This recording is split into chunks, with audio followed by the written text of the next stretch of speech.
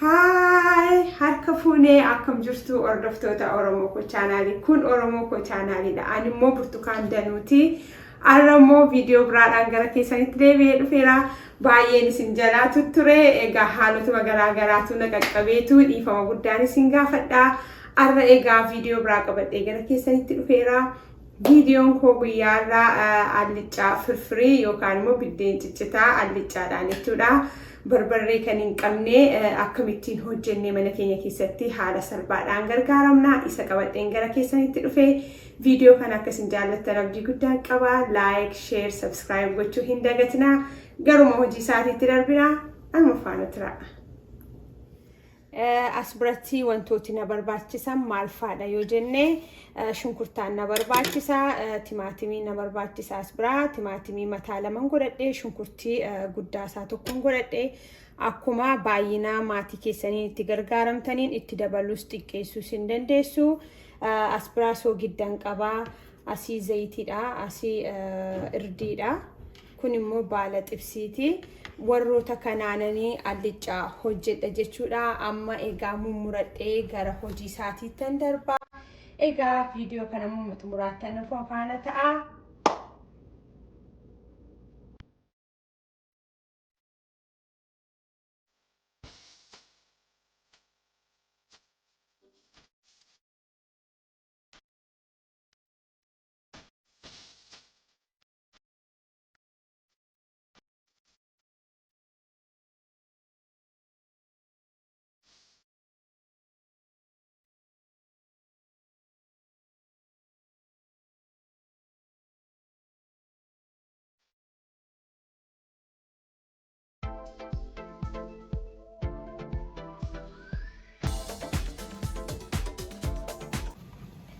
As biratti immoo nacuu shunkurtiinis na barbaachisa. Kunoo bifa kanaan shifeessee mammuraa. Daakuurraa harkaan yoo akkasitti shifeessitanii murtanii yeroo firfirii hojjettanii namatti tola. Nyaatamaa isaa qaba garuu akkasitti shifeessee inni nani godhadhu baay'ee natti tola. Kanaaf jecha akkasiin godhadhaani. Isinisitu akkas godhattanii bareedaadha. Daakamaa isaas qabaannaan immoo isa yoo gargaaramtanii somaa miti.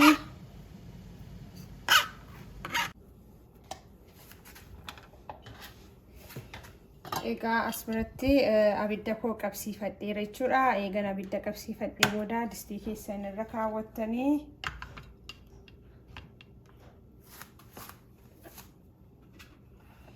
shunkurtii koon itti naqxaa jechuudha.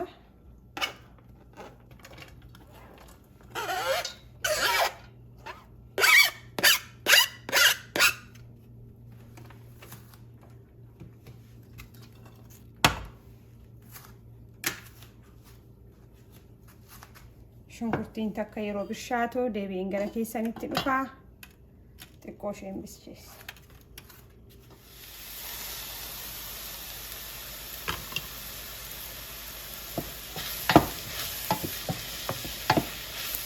Ammoo shunkurtiin keenya eega xiqqoo ishee akkasuma bishaatee booda maalitti godhannaa jechuudha. Zayitii keenyatti godhannaa jechuudha, oilii keenya.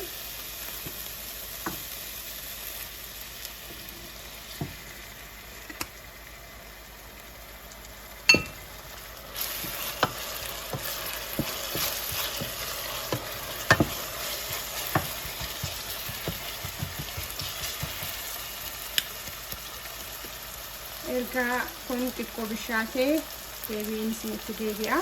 Nan qadaaddadha jechuudha.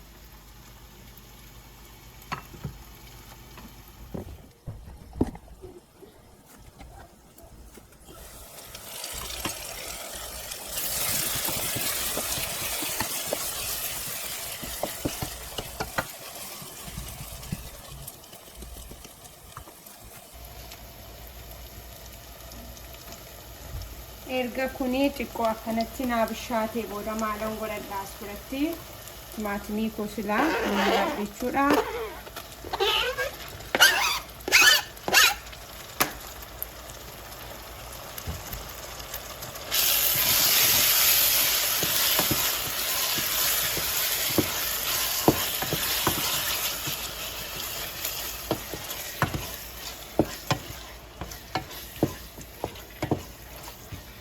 kun immoo walii wajjiniin daqiiqaa 2 amma 3 bishaatu deebi'een isinitti deebi'a anuma faana tura.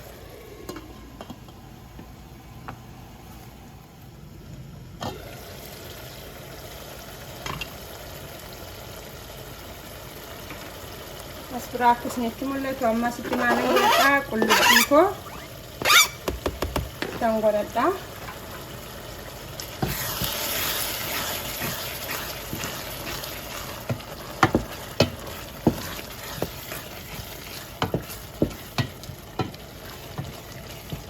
ammas kunis daqiiqaa 1 amma 2tti walii wajjiniin isiniif abishaatu eeggadha.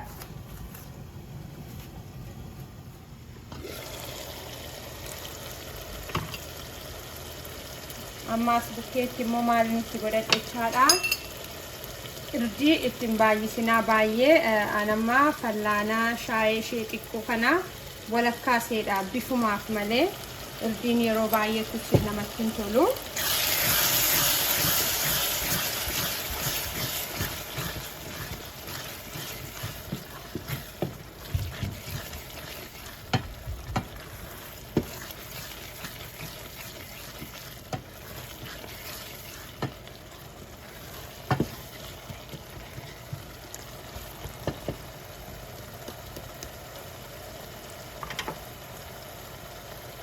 amma kun immoo daqiiqaa 1 amma 2tti nuuf abishaatu ni eeggannaa jechuudha.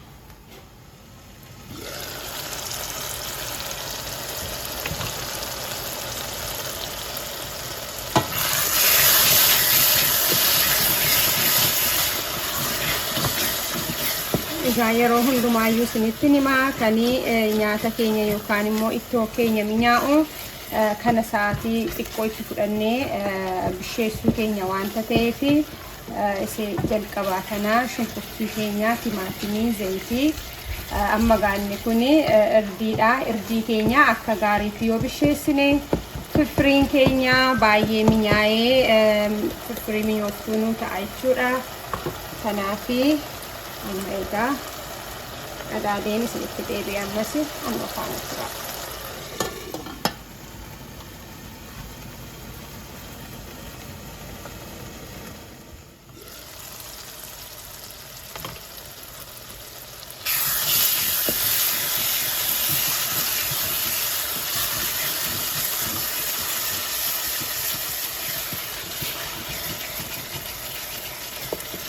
amma akka gaariitti eega akkasitti bisheeffannee booda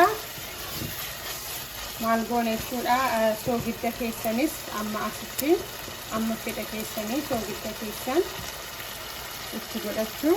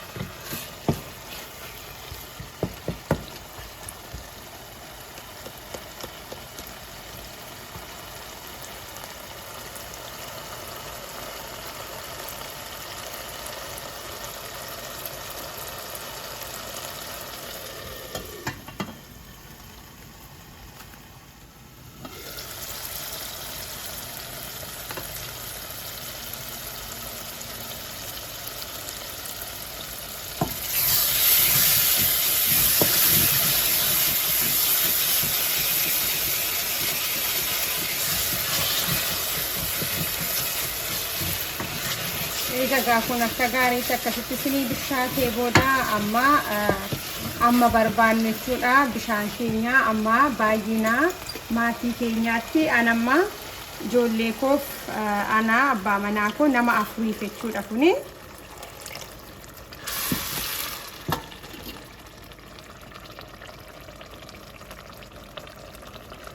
nama afuriif kun gahaadha.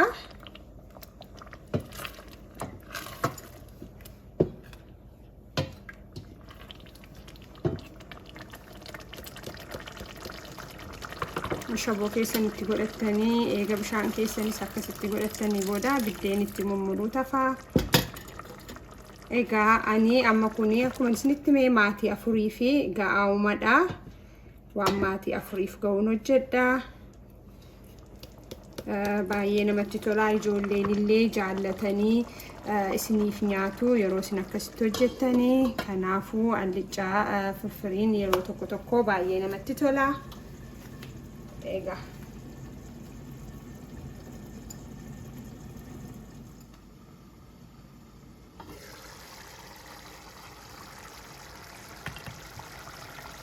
Egaa allichaa firfirii keenya deebisee immoo gara dhumaarratti ammas qullubbii xiqqoo itti naqadha. Sila itti godheera dagatinaa isaa wanti ittiin mi'eessitan yookaan ittiin ilgeeffattan qullubbii ittiin jibila wanta ta'ee jiruufi haala kanaan dhumarratti ittiin godhadha. Deebisee jechuudha xiqqoosee.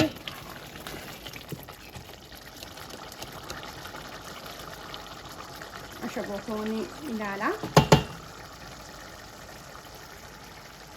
Gaadha. Amma kanatti aansee maalan godha?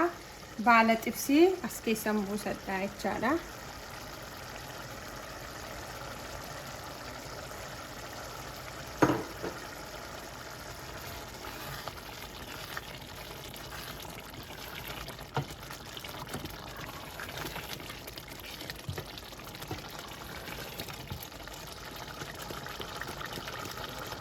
Allichaa firfiriin keenya amma faffatoon keenya gahaa jira jechuudha.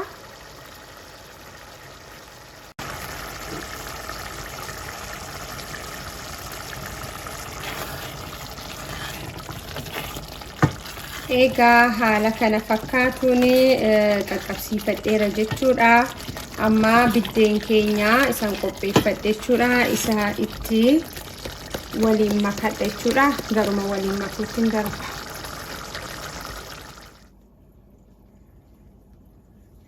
Egaa akkasitti mul'atu biddeen koo qopheeffadheera. Haala kanaan yoo akkasitti murtanii biddeen keessanitu hin caccabinii yeroo dhiyeessitanillee haala bareedaa ta'een akkasini dhiyaatuuf akka kana biddeen keessan xaqallaltanii murmuruun gaariidha. Egaa amma gara suusaatiitti darbaa. As biraa kunoo ittoon koo qaqqabeera jechuudha. Isinitti mul'ata. Dhugaamatti baay'ee minyaa, dhugaa fooliin isaallee namatti tola. Haala kanaan egaa keessa bubbuusaa.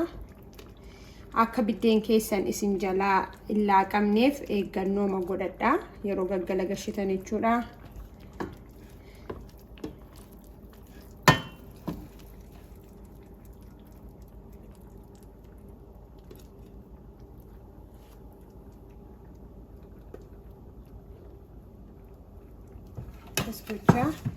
Suuta biddeen keessan akka isin jalaa hin laaqamne yookaan akka bareedaa isin jalaa isiniif ta'ee dhiyaatutti yeroo ijaan ilaalanii namatti bareedu, yeroo nyaatanis namatti bareeda jedhama. Kanaaf eeggannoo godhadha. Akkas gochaa karaa waxiinsaa jiru yookaan ittoonsaa jirutti immoo biddeen keenya dabalaa. Suuta jenne akkasittiin yoo amma daddaftanii akkas gootanii isin jalaa laaqama biddeenichiif waxichi baay'ee bifa isaa isin jalaa geeddaraa jechuudha. Amma garuu haala kanaan xumureera. Kunoo haala bareedaa ta'e kanaanii amma immoo dhiyeessee maal akka fakkaatu isinitti agarsiisa.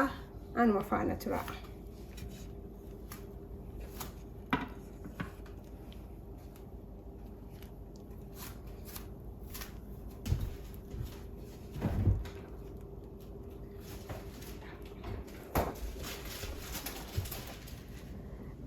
Egaa firfiriin koo guyyaarraa bifa kanaanii xumureera. Egaa mana keessanitti yaaltanii akkasiin gargaaramtan abdii guddaan qabaa. Viidiyoo biraadhaan hangan deebi'ee gara keessanitti dhufu nagaaf fayyaadhaan naaf tura baay'een isin jaalladha warri feetanii jaallattanii maatii koo taatanii na hordoftanii kabaji koof jaalalli koo isiniif guddaadha baay'een isin jaalladha egaa torbee nagaaf eebbifamaa naa qabaadhaa bye bye